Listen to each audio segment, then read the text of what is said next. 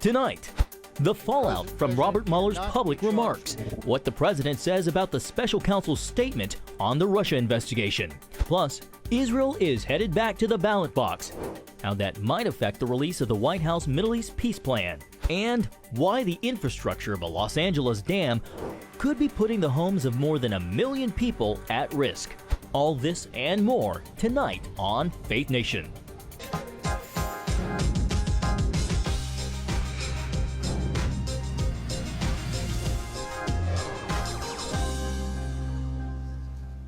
No obstruction, no collusion, and no love for Robert Mueller. Welcome to Faith Nation. I'm John Jessup. And I'm Jenna Browder. President Trump is hitting back hard against the former special counsel's comments, today accusing Mueller of being conflicted, adding that the entire Russia investigation was compromised from the start. It comes as Attorney General William Barr tells CBS News he feels the special counsel could have made a decision on if there was collusion, even if he couldn't have made an indictment. Amber Strong has more in tonight's top story.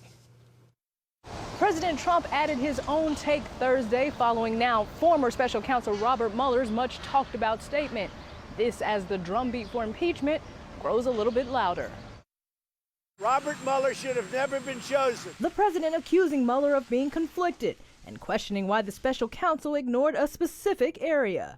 Why didn't he investigate Strzok and Page and McCabe and Comey and all the lies? This just one day after Mueller's surprise press conference and statement providing insight on investigating the president. Under long-standing department policy, a president cannot be charged with a federal crime while he is in office. That is unconstitutional. Democrats interpreting it as a clear call to action. It is definitely time. The evidence is overwhelming, but also the American people are hurting. It falls to Congress to respond to the crimes, lies, and other wrongdoing of President Trump.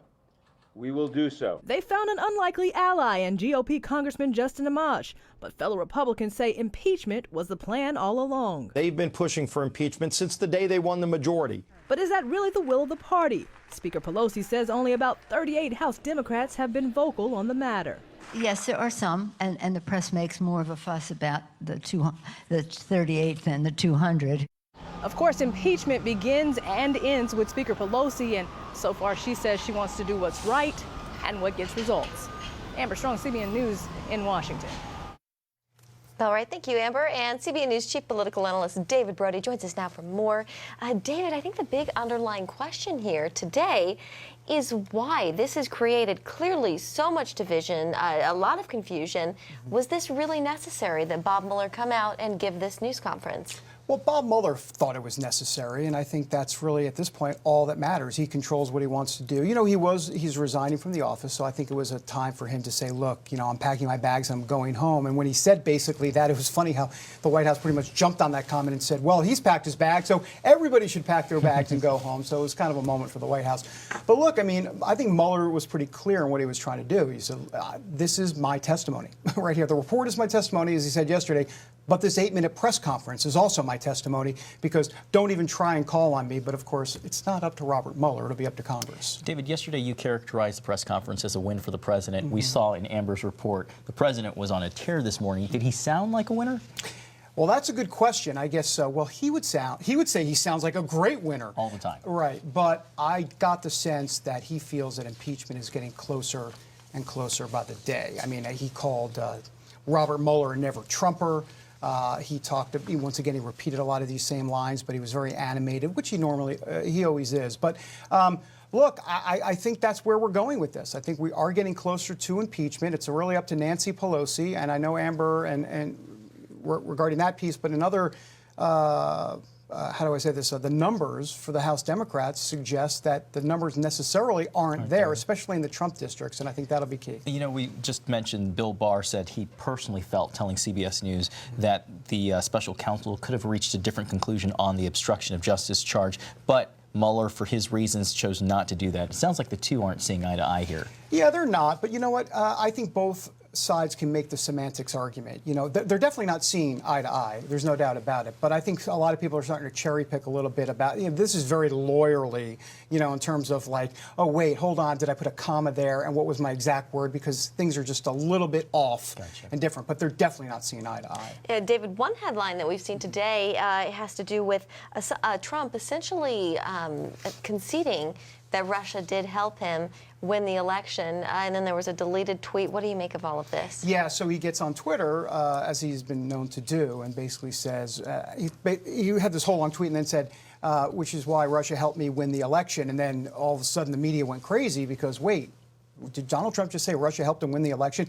Quickly deleted. The White House says that wasn't what Trump was trying to say. They called it a typo. Well, it's more than just a typo. He mischaracterized it. But I really did get a sense, and you know, we've covered him for a very long time here, and I got a sense of what he was saying. He was saying that the media was saying that Russia helped me win the election. That's not what happened. I mean, if you look at the whole context of the tweet. But look, I mean, the truth of the matter is he's never denied that Russia interfered in the election. Okay, it hasn't been this full throttle endorsement. He doesn't really want to talk about it for a lot of different reasons, and I think pride is one of those reasons. But beyond that, I think it's very important to understand that he doesn't, just because Russia interfered in the election doesn't mean Russia helped him win the election, because the last time I checked, Russia didn't go to Wisconsin, and neither did Hillary Clinton. And I think that's a big part of it. David, forgive us for jumping around here, but back to the impeachment issue. Yesterday, I thought it was interesting. If you go back and listen to the press conference, Robert Mueller never used the word specifically impeachment, but it seems as though Democrats heard it loud and clear. Yeah, they did, and they're going to go forward at this point. And they also heard it in the report as well, which I think kind of leads to, will Mueller testify or not? Just because he says he's done doesn't mean he's done. There is a school of thought from the conservative side that Lindsey Graham, the Senate Judiciary Committee chairman, should call on Mueller to testify for a lot of different reasons. To basically say, you know, put Mueller through the grill, or really put him through the hopper. Yeah, whatever that is, I don't know. Through the grinder for sure, and also ask about Strzok and Page and why that wasn't included. And so there's a lot of different ways that are being discussed now as it relates to, should Lindsey Graham, he holds a lot of power here, should he bring Mueller in front of the Senate Judiciary Committee? I don't think that's going to happen, though. And what about investigating the investigators? There's a lot of talk of that. Is President Trump, is he right to want that? Well, yeah, I mean, there's a lot of talk about that, and I guess you can definitely make the argument it's time to investigate the investigators. I'm not quite sure it's part of the Mueller investigation. I know Russia, and so they figure they investigate the investigators as part of that. I think it's a separate issue, which, oh, by the way, the Attorney General, the Department of Justice, the Inspector General is going to have a report about specifically that, the FISA warrant, Lisa Page, Peter Strzok, that's all coming in June. So that is being investigated. Again, we'll just have to wait and see. Stay tuned. Yeah, it's not going away. For sure. Thanks, David. Thanks, guys. Thanks, David. Well, great news for the U.S. economy tonight, showing its strongest gains in 4 years. It grew at better than expected 3.1% during the first 3 months of the year. The gross domestic product rose sharply from 2.2% in the fourth quarter.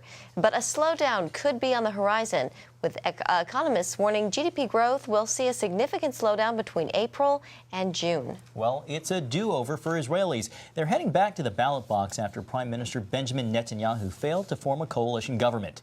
Just minutes before midnight deadline, Israel's parliament voted to dissolve itself. That blocked the president from choosing another party to try and form a new government. After April's election, Netanyahu couldn't bridge the divide between two of his main coalition parties. The new elections are scheduled to be held in September. And CBN News Middle East Bureau Chief Chris Mitchell joins us now from Israel for more. Chris, good to see you. Great to see you, Jenna and John. Chris, a main breakdown came over military service. Explain the divide there. Well, the divide really goes deep into Israeli society, and what it basically is that some of the ultra-Orthodox did not want to serve in Israel's military. And here in Israel, military service is compulsory. Men serve almost 3 years. Women serve 2 years once they get out of high school. But the ultra-Orthodox, they study the Torah. They don't want to serve in the military. So the secular part of Israel, they kind of resent that. And so there's been a law in the Knesset to compel some of these, a percentage of ultra-Orthodox to serve in the military. And that was the big divide Avigdor Lieberman said he wanted that draft law passed. The ultra-Orthodox said no way, and that's why there was no coalition government by Israeli Prime Minister Benjamin Netanyahu. Chris, this has ramifications beyond the state of Israel. So how will this impact the release of the Trump administration's Middle East peace plan? Well, elections are going to be in September 17th, so it won't be till then. So that's another 3.5 months from now. It's already had been delayed several months because of the last election now. So we're not looking at probably sometime in the fall when the Trump administration is going to unveil their plan. However, it's not going to stop what's called the Economic Summit later next month in Bahrain, the June 25th and 26th. That, they say, is going to go on. Chris, of course, it was a close election the first time around. Is Benjamin Netanyahu in jeopardy? Well, he is. He's in trouble. He was in trouble, actually, the last election. He pulled it out with a supposed 65-55 majority. But there's so many things that could go wrong for Benjamin Netanyahu. He is facing criminal charges. He's going to have to answer those in October, 1 month after the elections. But it's a precarious time here for Israeli politics, and things can change very quickly. So it's not in the bag. Right now, the polls show it's going to be pretty much the same as it was the last time. But things can happen here in Israeli politics, just like there in the U.S. Chris, real quickly here, what's the timeline here, and what's the expectation on the ground in Israel? Well, right now we're looking at September 17th for the elections, 3.5 months from now. We're going to have another round of campaigning for a long time. It remains to be seen what's going to happen. But Israelis right now, they're kind of a little bit in shock. They're going to have to go to the polls once again and see what happens. It's possible things won't change, but we'll see. It's going to be pretty interesting for the next couple of months. All right, Chris, we'll check back in with you. Thank you so much. Great to be with you. Blaming Iran up next, why White House Security Advisor John Bolton believes the regime is behind recent ship attacks in the Middle East.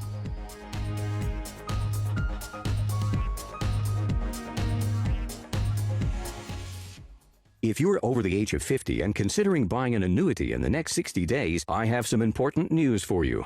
Don't buy an annuity until you understand the pros and cons of annuities. A free book to help you maximize your retirement income from television host and 3-time author Josh Melberg has been released. This book reveals little-known truths about annuity strategies in simple-to-understand terms. Grab a pen right now because we are about to offer you this free book that unlocks the 5 little-known secrets we believe baby boomers and seniors should know before buying an annuity. Call 800-793-9072 now.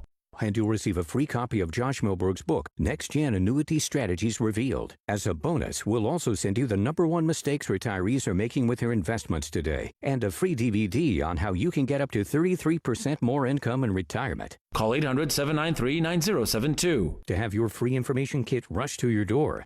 Again, that's 800-793-9072. Hi, I'm Joan London with A Place for Mom.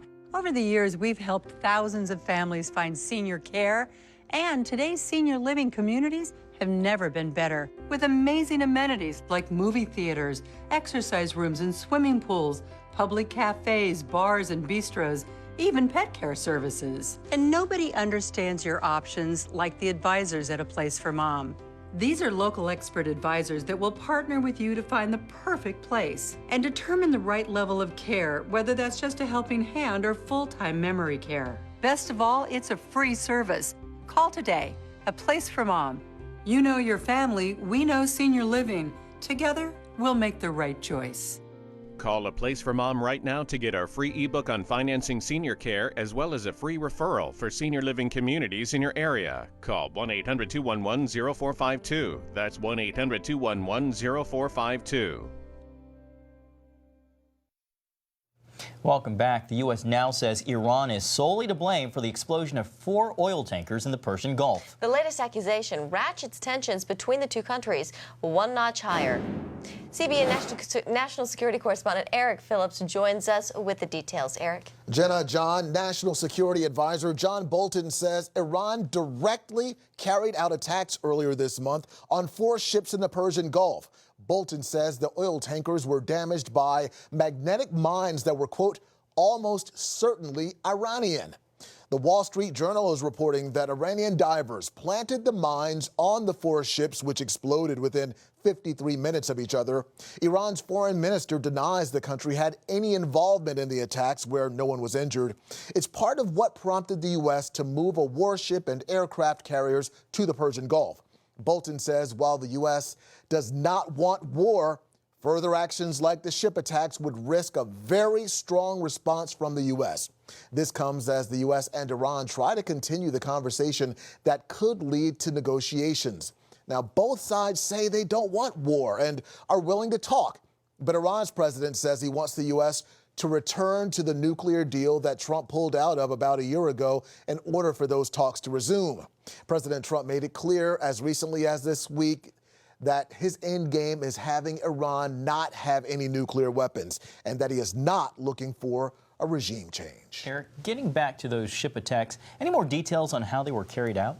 Yeah, we do have a little bit more information. Officials believe a paramilitary navy called the Islamic Revolutionary Guard Corps led that attack. Now, it's equipped with small hostile vessels armed with torpedoes and missiles that are nimble and easily able to attack larger vessels, as well as divers who can carry out missions like the one against the oil tankers. And the Trump administration has officially labeled that unit a foreign terrorist organization. Yeah, Eric, both sides say they don't want war, but are there any talks? We're not seeing a lot of flexibility here. Well, on the side of the U.S., officials are saying that they're willing to negotiate on those sanctions.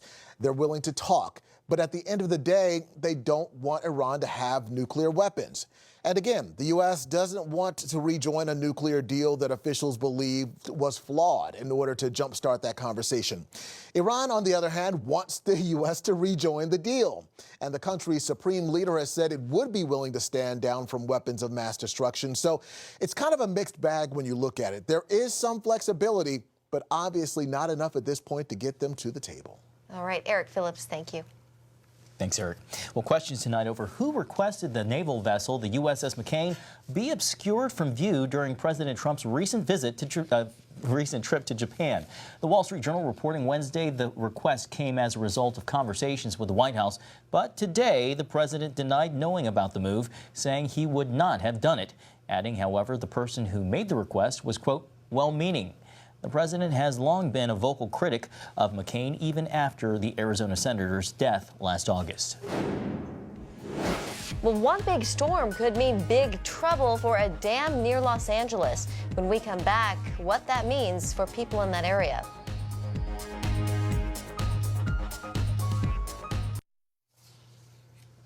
Well, from tornadoes to flooding, today marks the 14th straight day of severe weather in states spanning the Midwest to the Mid-Atlantic. In Oklahoma, the volunteer group known as the Cajun Navy is working to bring relief to flood victims. The United States is not used to this many disasters going on at one time. All over the country, the food banks are short. So you got food banks that are normally trying to keep up without a disaster.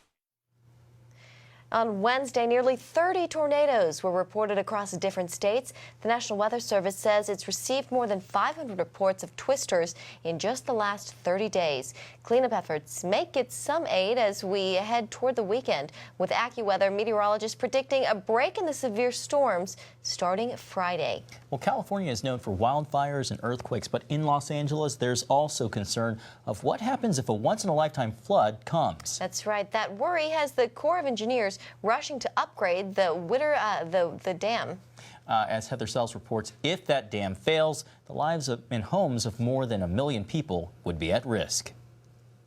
The Army Corps of Engineers oversees the safety of 700 dams nationwide. These giant public works protect millions of Americans from flooding, except when they fail, and then the results can be catastrophic. Right now, the Corps has 11 dams on its urgent repairs shortlist. It has approved final designs for 10. The last in the proverbial pipeline, California's Whittier Narrows Dam. Life safety is a #1 priority. On behalf of the public, we are federally mandated to build these projects, but also maintain these projects. But the threat is easy to ignore, at least here in Southern California, where wildfires and earthquakes are more top of mind. For most of the year, the Whittier Dam, like many in the arid Southwest, is dry. Its purpose is not to hold water back, but to slow down rushing water when a storm hits. Most of the time, that flow is manageable. But when the big one comes, everything will be on the line as waters rush from the mountains down to the Pacific. This dam is huge, and for good reason. In the event of an epic flood, tremendous amounts of water would rush through here. Picture the equivalent of 3 Olympic-sized swimming pools per second. Up to 1 million people could be affected in 25 cities downstream of this dam, all the way down to Long Beach and the Pacific Ocean. It's the sheer number of people in LA that has caught the Corps' attention. Engineers say while the dam is relatively safe, given the population, it can't take chances. And even a layperson can spot the obvious wear and tear on this 60-year-old structure.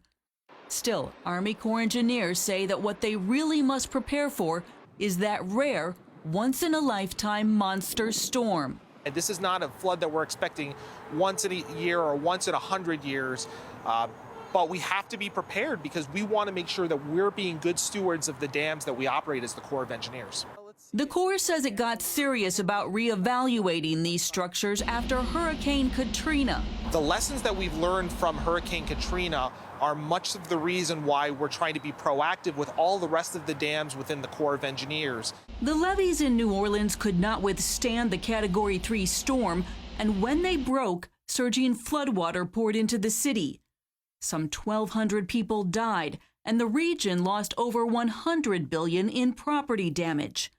The Corps plans to spend $500 million to fortify the Whittier Dam, and while that's a steep price tag to prepare for an unlikely event, the Corps points to Katrina and other recent history to make its point. One of the things that the folks in Houston learned after their experience with Hurricane Harvey is it only takes one event for something to fail. Los Angelinos share a similar risk factor with Houston, urban sprawl. Miles of unending pavement mean that heavy rainfall has nowhere to go. If the dam failed during an epic storm, that sprawl would quickly lead to incredible flooding for nearby communities, anywhere from waist-high water to much worse. The Corps points to the city of Pico Rivera, right next to the dam, as the most vulnerable. They estimate that we would be under 20 feet of water in the event this event happened. Pico Rivera is working with nearby municipalities to prepare evacuation routes. Acting City Manager Steve Carmona believes that residents would have several days' notice to flee, but he's taking no chances. It is one of our highest priorities. It's a little shocking, a little scary, a little bit eye-opening, but it's the reality of living next to a dam and living in this part of Southern California that flash floods can happen in a matter of hours. The Whittier Dam has become a recreational area for the region, and many residents don't even realize its true purpose. But from the Corps' perspective, the earthen dam is vulnerable in a very severe storm to erosion underneath and even water coming over the top. It hopes to begin repairs soon and finish by 2025.